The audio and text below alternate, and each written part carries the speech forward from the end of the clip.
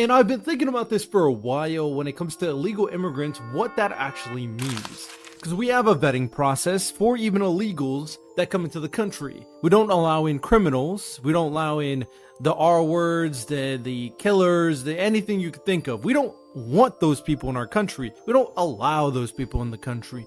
We vet them, but we can't always smoothly put them in the immigration process because it's so back end and backlogged. So, other than the few examples of people coming into the country through the cracks, the very, very small percentage of those people, most of those people that are unauthorized or illegal immigrants fall into a specific category that is still legally a process. They're just waiting for the decision of what's going to happen to them. So let's really break down what unauthorized and illegal immigrants truly are, because a lot of you guys think they are people who are about to take over the nation and basically real life aliens that is going to take over the world. It's kind of ridiculous. So here are the different categories of illegal immigrants that occupy the United States of America.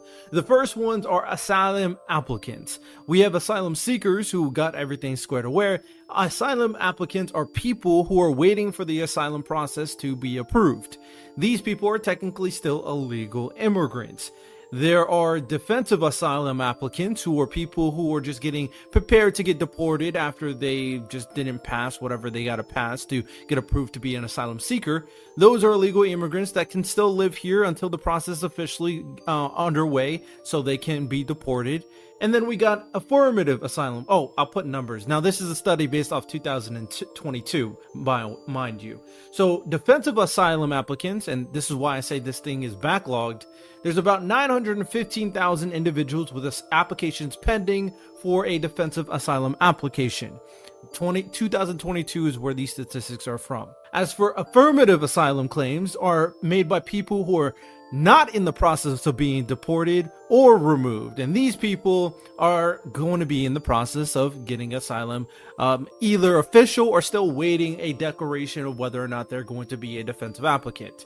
These are about 720,000 individuals awaiting a decision, more than 500,000 for affirmative asylum applications. So again, you can kind of see the numbers of who these people are. These are just people who are waiting for the official result of their asylum application, whether it's defensive or affirmative. Are these people criminals? Are these people bad? No, of course not. They are just in the country waiting a process. Next, we got temporary protected status, TPS individuals. As of July 2022, there are about 650,000 of these type of people, and these people have a status provided protection from removal or deportation to individuals who cannot safely return to their country because of civil unrest, violent, or natural disaster. So again, a reasonable reason why they're in country, because of this temporary protected status, and once everything is good, they are going to go back to their country. So 3 for 3 of people who are in the country for reasonable means. Okay, let's go to the next one. There is DACA. These are Deferred Action for Childhood Arrivals.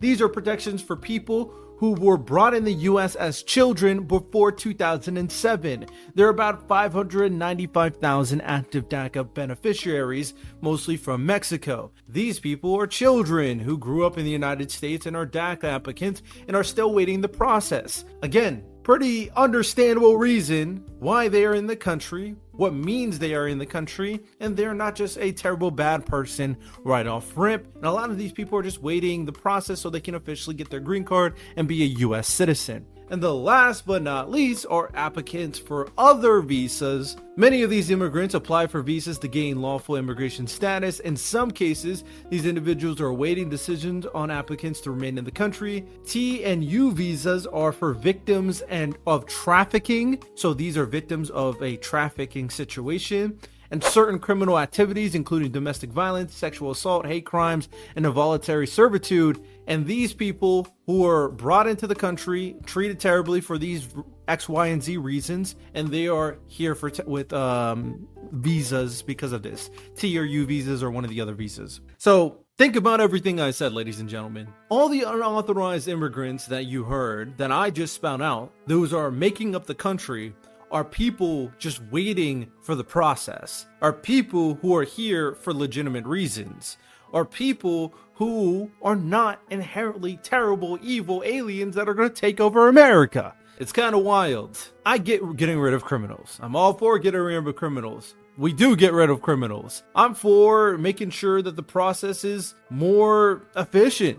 I'm for more resources, more judges, all that stuff. We tried to do that. The Republicans said no because they don't care about immigration in reality.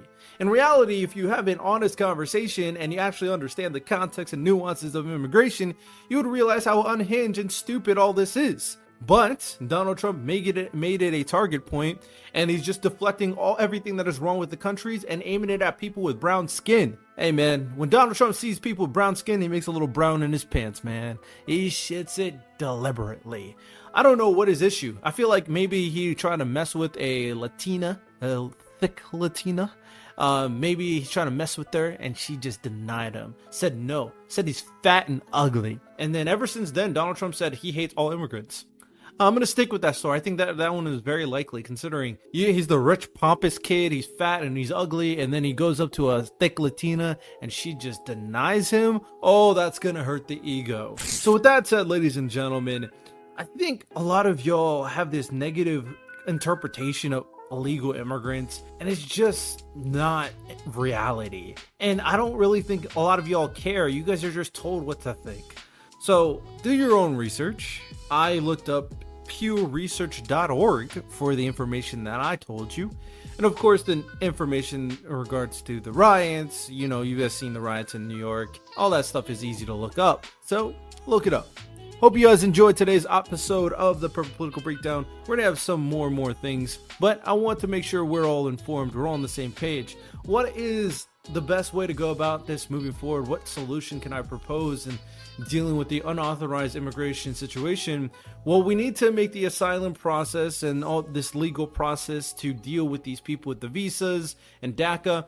It just needs to be a more efficient and more streamlined so more and more people can go through the process and either get deported if they're not accepted or stay in the country and become an official U.S. citizen. We need more judges. We need more resources. We just need this to be much smoother. We need the process to not be take so long. It shouldn't take years to figure this stuff out. But when you're backlogged like this and we don't have enough people, stuff like this happens. So that's what I recommend, and that's what I advocate for.